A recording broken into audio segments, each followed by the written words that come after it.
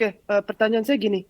Jadi saya pernah nonton salah satu video Bapak yang ada di situ, di mana Bapak pernah bilang bahwa Bapak pernah ambil kursus untuk mendapatkan sertifikasi, yaitu Wakil Manajer Investasi atau WMI. Dari sudut Bapak, dari sudut pandang Bapak pribadi sebagai seorang investor individu yang sudah senior di pasar modal, apakah seorang investor individu seperti Bapak atau saya sebaiknya mengambil kursus-kursus tambahan yang berkaitan dengan dunia investasi di saham, seperti khusus sertifikasi Chartered Financial Analyst atau CFA, dan lain-lain, supaya pengetahuan kita tentang investasi di saham semakin dalam dan komprehensif? Terima kasih. Oke, saya jawab ya.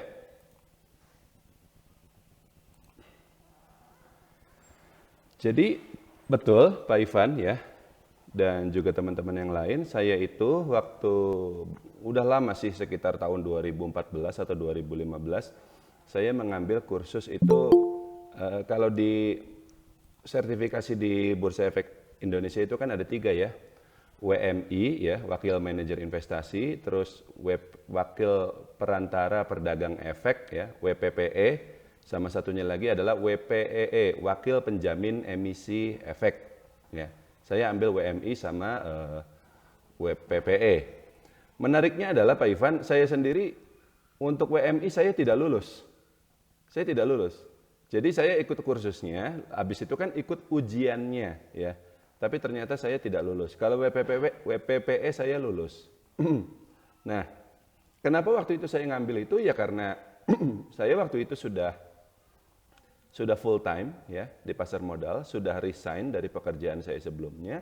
Saya punya banyak waktu dan pemikiran saya seperti yang Pak Ivan barusan sampaikan. Kalau kita mau profesional di bidang ini, kita harus ambil sertifikasi seperti itu. Lalu saya juga sebenarnya kepikiran ambil CFA itu gitu ya. Tapi kesininya ya ada beberapa hal yang kemudian saya perhatikan. Pertama, waktu saya ikut kursus untuk ngambil WMII dan juga WPPE itu, banyak ilmu-ilmu yang disampaikan di kursusnya yang menurut saya tidak praktikal. Tidak praktikal itu maksudnya tidak kita benar-benar pakai di pasar modalnya itu sendiri dalam membaca laporan keuangan, dalam menganalisis saham dan seterusnya. Karena yang dipelajari di situ memang pasar modal secara komprehensif ya, tidak hanya saham. Instrumen di pasar modal itu kan macam-macam. Ada obligasi, ada waran. Waran ini juga ada waran terstruktur ya. Lalu ada EBA namanya, efek beragun aset, dan macam-macam lah. Sedangkan kan saya kan selama ini hanya fokus di saham saja, ya. Pasar modal itu isinya macam-macam Pak, instrumennya, bukan sahamnya, instrumennya macam-macam. Tapi saya hanya fokus di saham, ya. Sedangkan di kursus-kursus yang tadi saya sampaikan itu kita belajarnya semuanya, enggak fokus. Dan menurut saya, bagaimana mungkin kita bisa mempelajari semua instrumen-instrumen tersebut hanya dengan ikut kursus selama 3 bulan? Menurut saya nggak mungkin. Sok, siapa yang sedemikian jagonya sampai bisa ahli semuanya hanya dalam waktu 3 bulan? Mungkin ada ya, mungkin ada yang bisa seperti itu. Tapi kalau saya tidak sepintar itu gitu. Itu satu. Kedua, ya, kita lihat Warren Buffett. Ya, Warren Buffett sendiri memang dia itu alumni dari Columbia University jurusan ekonomi, S1-nya ya, bachelor degree-nya itu, lalu S2-nya atau master degree-nya itu sama di keuangan juga. Habis itu dia punya satu kursus apa lagi gitu ya. Tapi dia sendiri bilang bahwa pelajaran terbaik yang dia peroleh itu bukan dari selama dia kuliah ekonomi ataupun investasi, melainkan selama 2 tahun dia bekerja di kantornya Benjamin Graham, di Benjamin Graham Partnership. Hanya 2 tahun dia bekerja di situ, antara umur 24 tahun sampai 26 tahun, sebelum kemudian dia keluar karena Benjamin Graham kantornya ditutup ya. Tapi selama 2 tahun itu, apa yang dia pelajari? Prakteknya Pak. Dia melihat sendiri Ben Graham itu beli saham bagaimana, jual saham bagaimana, cara menghitung valuasinya bagaimana, cara menganalisa saham bagaimana. bukan lagi teori-teori. Kalau di kursus, di kampus, di sekolah, apapun itu ya, di seminar, ya semuanya serba teori kan. Semuanya serba teori, ada bacaannya, ada contoh-contohnya, tapi tidak praktek. Tidak kita coba beli sendiri sahamnya lalu lihat hasilnya untung atau rugi gitu loh. Sedangkan ketika Warren Buffett ini kuliah dalam tanda kutip ya, ikut kerja di Benjamin Graham, hanya 2 tahun dia menyaksikan sendiri bagaimana Ben Graham melakukan keputusan investasi dan ada dari keputusan-keputusan investasi tersebut yang menghasilkan keuntungan dan ada juga yang menghasilkan kerugian dan seterusnya. Dia belajar learning by doing, Pak. Learning by doing itu kan cara belajar yang paling baik ya. Terus ketiga ya, mitranya Warren Buffett, Charlie Munger itu sama sekali tidak kuliah ekonomi ataupun investasi. Malah latar belakangnya adalah kuliah hukum dia, lawyer. Dia itu pengacara aslinya. Tapi kok dia bisa sangat baik ya, bahkan Warren Buffett sering sekali memuji Charlie ini sebagai orang tercerdas yang pernah dia temukan di bidang investasi saham.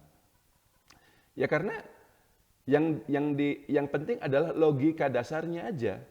Logika dasar investasi itu apa? Kan sangat sederhana, nggak usah sekolah. Orang asalkan punya cukup nalar gitu ya, punya cukup logika, paham apa itu. Beli perusahaan bagus pada harga murah, sesederhana itu kan.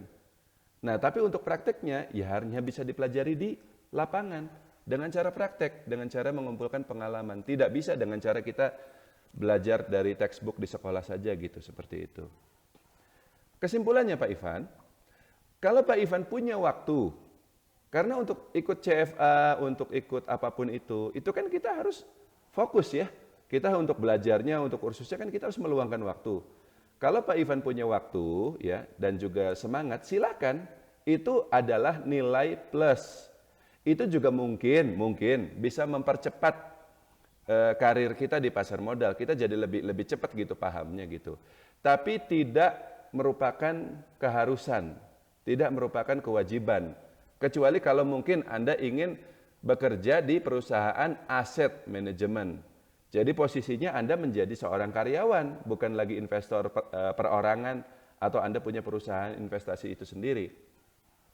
Tapi kalau misalnya posisi Anda seperti saya, ya kita independen, kami tidak bekerja dimanapun ya justru saya punya perusahaan sendiri seperti itu, ya sudah, nggak usah itu yang seperti itu gitu. Kinerja baik atau buruknya seorang investor, apa sih dilihatnya? Bukan dari dia punya CFA atau tidak, Pak. Tapi apa? Dari track record dong, iya kan? Selama ini dia profit atau tidak?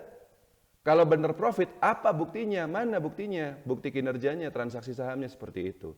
Dan jangan cuma dilihatin yang untung-untungnya aja dong, iya kan? Kan orang banyak di media sosial cuman lihat nih saya beli saham ini naik berapa persen, yang rugi nggak ditunjukin.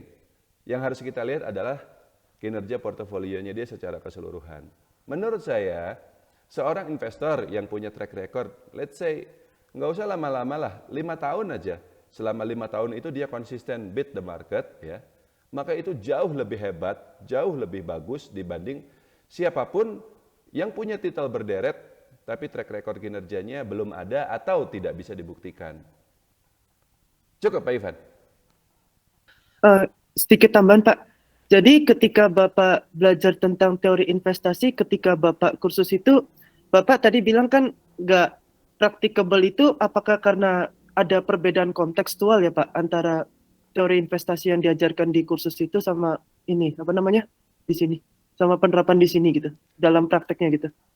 Itu satu, tapi sebenarnya bukan masalah apa yang dipelajari tidak bisa diterapkan saja, tapi itu yang tadi saya sampaikan, cakupan belajarnya itu terlalu luas. Oke. Enggak fokus gitu loh. Ibaratnya beginilah, kita belajar ilmu pengetahuan alam, ya. Di kursus itu tuh kita belajar ilmu pengetahuan alam. Ilmu pengetahuan alam itu kan kalau lebih fokus lagi ada biologi, ya kan, ada fisika, ada kimia. Nah, kalau di saham atau kita praktik nih, ya kita fokus di biologi saja gitu. Tapi di kursus itu kita pelajari semuanya dan dalam waktu 3 bulan saja. Nggak mungkin paham. Menurut saya nggak mungkin bisa dalam waktu sesingkat itu kita paham semuanya gitu loh. Lebih ke nggak fokus sih Pak, bukan hanya tidak praktikal gitu seperti itu. Cukup ya Pak Ivan. Ya, cukup jelas. Terima kasih. Lanjut ya.